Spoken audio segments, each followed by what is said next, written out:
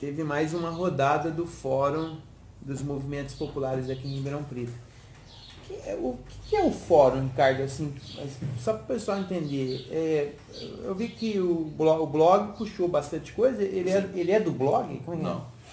O blog tem tido uma participação especial desde 2016, quando o Fórum foi reorganizado, né? O Fórum é um espaço de discussão e de articulação entre os mais diversos movimentos populares de Ribeirão Preto, movimentos que têm característica de luta popular, por defesa de direitos, né, por defesa da democracia, caracteristicamente movimentos à esquerda do Começou em 2016 ou não? Não, esse fórum ele tem uma tradição muito grande em Ribeirão Preto. O primeiro fórum que foi aberto, que foi construído, foi em 1979, para se construir aqui em Ribeirão. 79 você não era nem nascido, né? Eu era nascido, tinha 2, 3 aninhos ali. Nossa Senhora.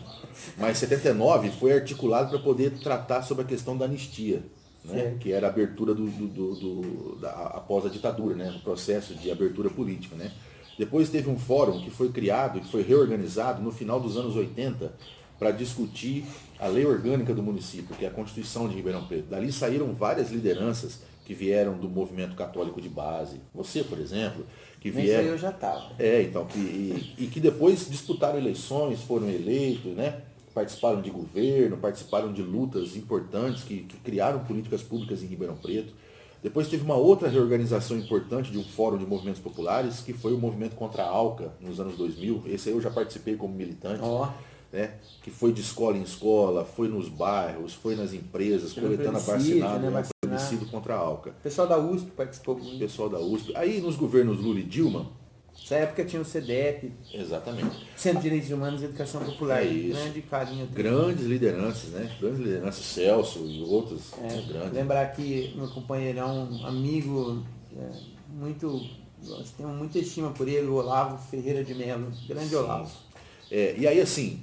Eu não sei qual é a sua opinião, mas nos governos Lula e Dilma, isso que meio que refreou, né? Você não teve fóruns de discussão, você não teve fóruns que criticassem o governo, né? Que criticassem, por isso, os governos Lula e Dilma, eles meio que arrefeceram. E aqui em Ribeirão, ainda mais que teve o governo do Palocci, né? Do Palocci também. Então, assim, e aí a coisa começa a pegar de novo em 2016 por conta do golpe, né?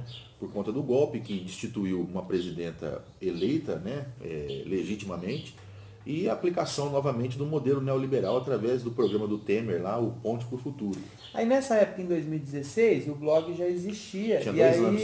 E aí, assim, o blog fez parte também desse processo de retomada do fórum. Por quê? Por conta de quê? Por conta que uma das nossas pautas, das nossas linhas editoriais, é cobrir os movimentos populares. E isso nos aproximou muito dos movimentos. Os movimentos confiam no blog como um instrumento, né, que tem legitimidade para mostrar as lutas, né, e colocar e dar voz para essas pessoas. E essa condição que o blog criou nos movimentos deu essa liga, né? Então a gente fala, eu conversei, por exemplo, uma das pioneiras da reorganização do fórum é a Adria, da Casa da Mulher, a Silvia Diogo, o MST, o movimento de moradia, que desde o início está na reorganização, né? E aí se criou, pela necessidade, pela demanda, a rearticulação de um espaço de debate e de discussão política dos movimentos. E a conjuntura agora é muito mais grave ainda, né? Porque a conjuntura agora, o tema do fórum do dia 26 foi democracia e direitos, porque a conjuntura agora, ela não só está retirando direitos, mas ela está restringindo os espaços democráticos, né? Isso é importante. Ricardo, então, quer dizer o seguinte, o fórum, então, ele não é uma instituição, né? Não. Ele não é uma coisa assim formada que diz o seguinte, tem um coordenador, tem um redator, tem um... Não tem isso. Não. Ele é a junção de várias entidades que sentem a necessidade de estarem juntas para lutar por pautas comuns. Cada movimento tem a sua pauta, há diferenças enormes entre os movimentos. Ele não tem a pretensão de dizer para uma entidade, faz isso, faz dessa forma. De jeito nenhum. Não. Então, o importante é achar o que de comum tem entre esses movimentos de importante para lutar. O que os movimentos acham agora, o que tem de comum e de importante é a luta pela democracia e pelos direitos. Por exemplo, assim, a gente, embora participe do blog, né, a gente também é militante de cada um na sua área. Eu, Exatamente. por exemplo, participo bastante da questão de moradia. Dentre os grupos de moradia, tem várias correntes. Tem gente que pensa de um jeito e outro que pensa de outro. Essas duas correntes, elas participam do fórum. Estavam lá no fórum. Não tem problema nenhum. Com as suas diferenças, mas sabendo que precisa lutar Porque por tem coisas um comuns. objetivo maior. Tem um objetivo comum. E outra coisa que eu acho que é importante, assim, só para ter uma visão geral do fórum, é que não se trata especificamente de uma luta particular de cada movimento. Trata. Não.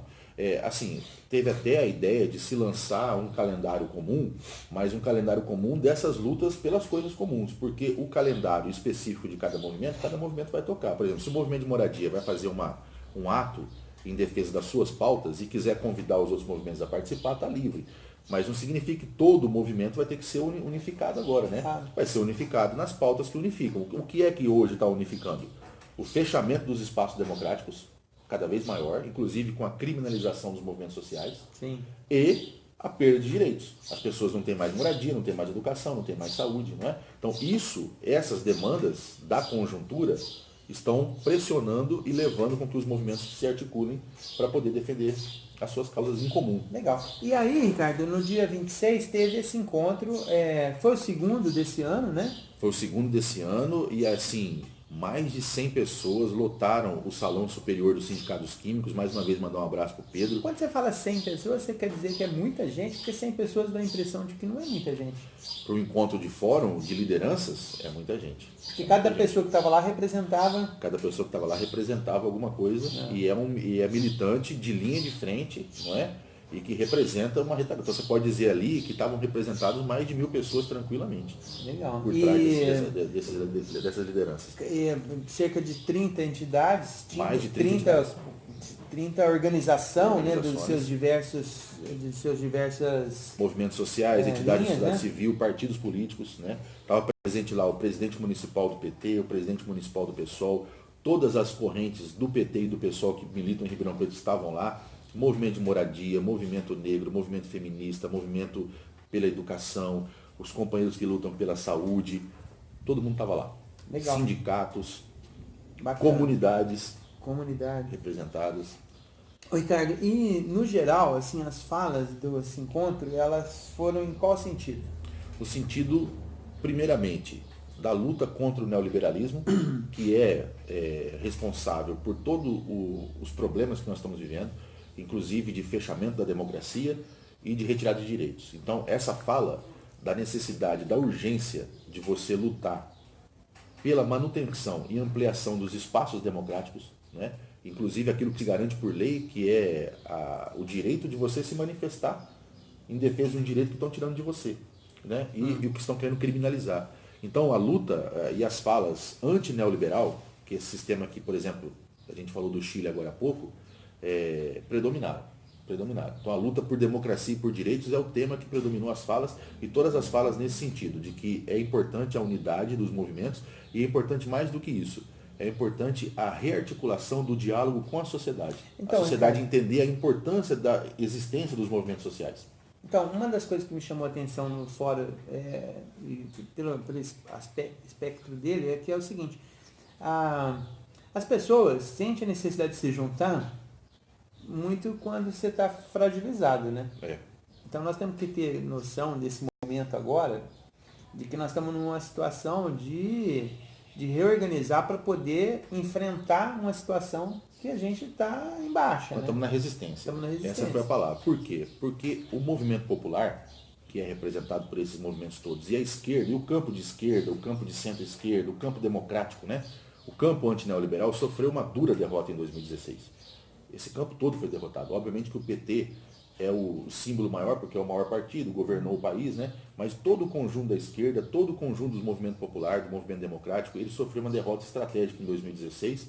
E quem assumiu o poder no lugar foram forças conservadoras de extrema direita e ligados aos interesses do grande capital, que vem retirando direitos e que vem restringindo espaços democráticos. O que se falou lá é o seguinte: nós precisamos primeiro entender que nós sofremos uma derrota, nós precisamos entender que nós estamos na defensiva, na resistência, porque querem passar com um rolo compressor em cima de todo mundo, e que resistir não é fácil. E é menos difícil resistir em conjunto do que resistir isoladamente. Claro. Então a necessidade de resistência está levando os movimentos sociais a se unirem, e aí você começa a pensar mais à frente. Por exemplo, uma vez que todos os movimentos estão se rearticulando, e estão olhando qual é a luta para ser feita, o que é que vai ser proposto para o diálogo na sociedade? E aí muitos companheiros que estavam lá e companheiras levantaram a necessidade de se criar um programa para conversar com a população. O que é que os movimentos, essa pergunta que eu fiz há pouco tempo atrás para você, o que é que um prefeito de esquerda faria em Ribeirão Preto diante da calamidade da moradia? Você deu a sua resposta. O que a gente faria enquanto fórum? Então os movimentos têm as suas respostas. Então unificar essas ideias e criar um programa sob a ótica dos movimentos sociais, para que esse programa possa dialogar politicamente com a sociedade, não só pelo calendário eleitoral, mas pelo calendário social real, não é? Fazer, na verdade, uma frente popular e democrática que possa discutir uma nova Ribeirão Preto, né, e uma nova política do ponto de vista nacional. Ricardo, tem muita gente que às vezes